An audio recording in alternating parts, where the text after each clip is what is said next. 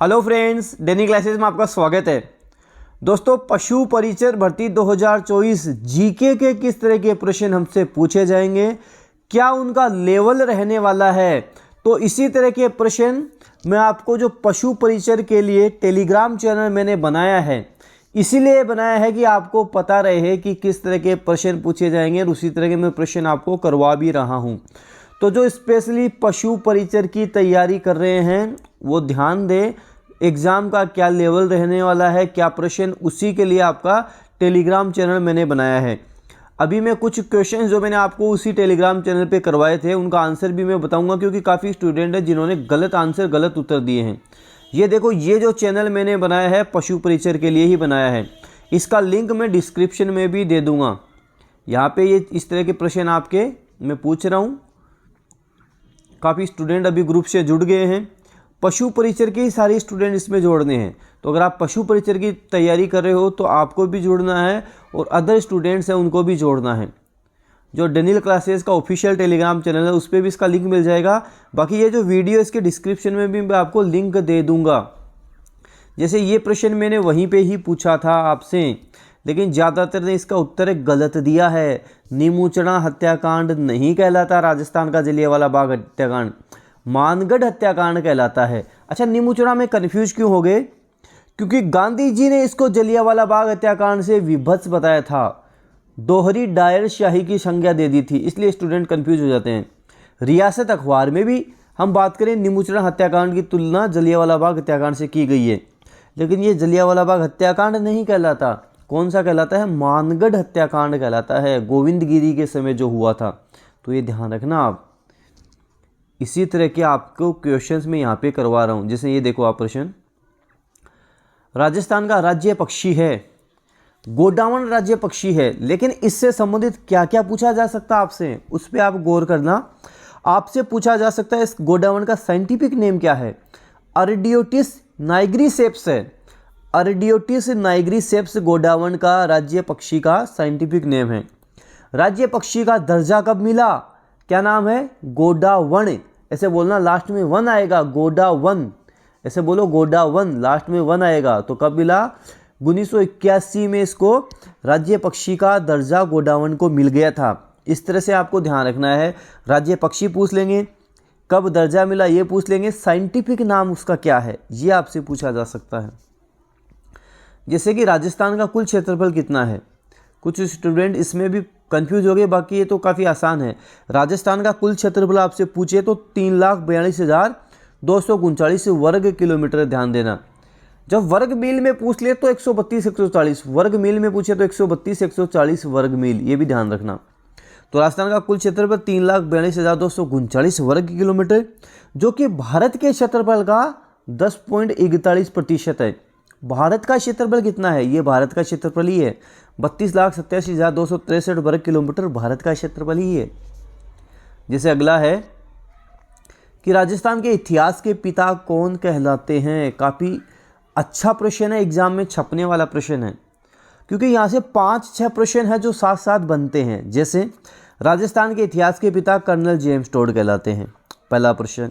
दूसरा, colonel James Tod को राजस्थान के इतिहास के पिता कहते हैं। इनकी जो पुस्तक है annuls and antiquities of Rajasthan, इसे राजस्थान के इतिहास का विश्वकोश कहा जाता है। कर्नल जेम्स टोड ने राजस्थान को राजस्थान, रायथान, रजवाड़ा ये नाम दिए थे, लेकिन राजपूताना नहीं दिया था। राजपूताना नाम तो जॉर्ज थॉमस ने दिया था।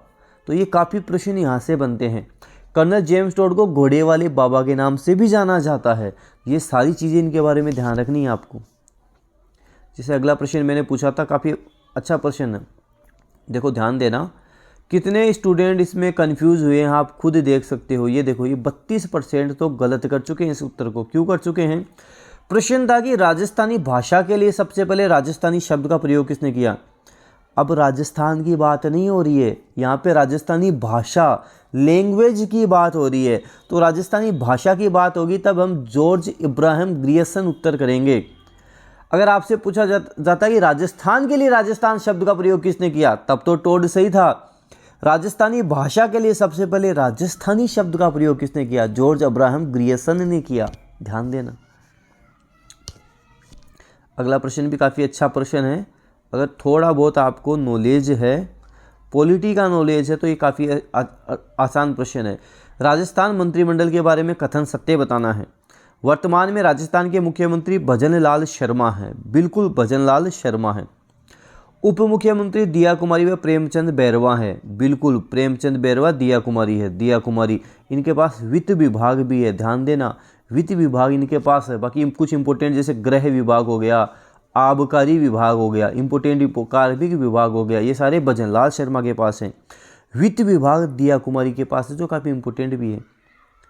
फिर कि मुख्यमंत्री को राज्यपाल कलराज मिश्र ने शपथ दिलाई। क्या ये बात सही है? ये बात बिल्कुल सही है। मुख्यमंत्री को शपथ कौन दिलाएगा? राज्यपाल दिलाएगा। लेकिन ये बात गलत है, मुख्यमंत्री को राष्ट्रपति शपथ नहीं दिलाता, राज्यपाल दिलाता है, संबंधित राज्य का राज्यपाल। तो राजस्थान के राज्यपाल कौन है? कलराज मिश्र, तो वो शपथ दिलाएंगे। पूछा कि राजस्थान में वर्तमान में कुल कितने संभाग हैं?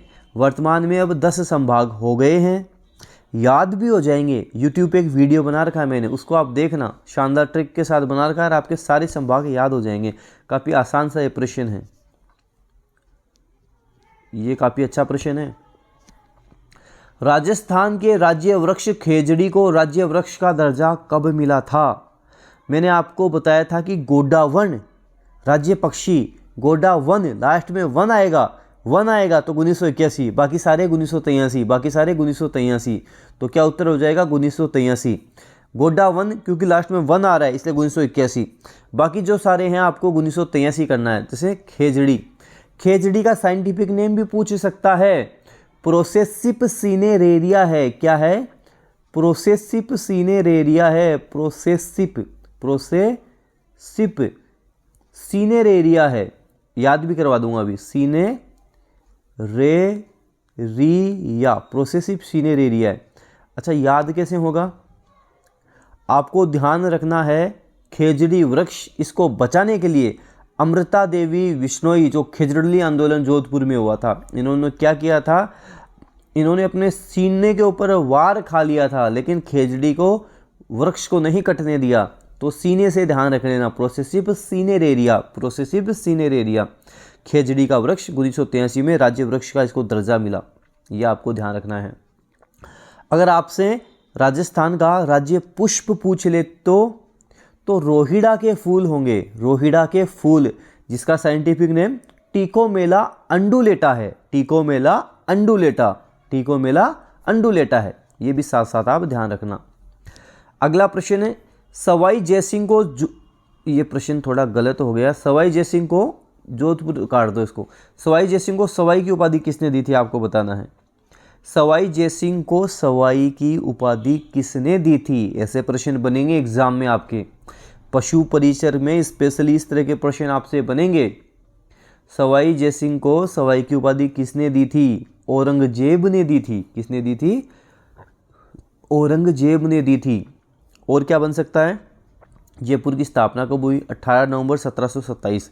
तो ये जो अभी 18 नवंबर गई है ना, उसको जयपुर का 296वां स्थापना दिवस भी मनाया गया था।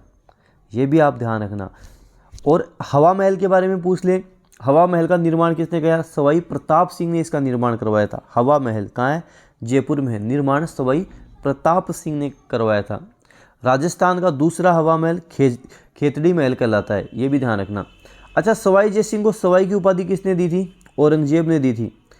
मिर्जा राजा जयसिंह को मिर्जा की उपाधि किसने दी थी? जो मिर्जा राजा जयसिंह था उसको मिर्जा की उपाधि किसने दी थी? उसको शाहजहां ने दी थी। ये भी आप साथ साथ ध्यान रखना। ये भी काफ़ी कंफ्यूज करने वाला प्रश्न है, कैसे है समझना।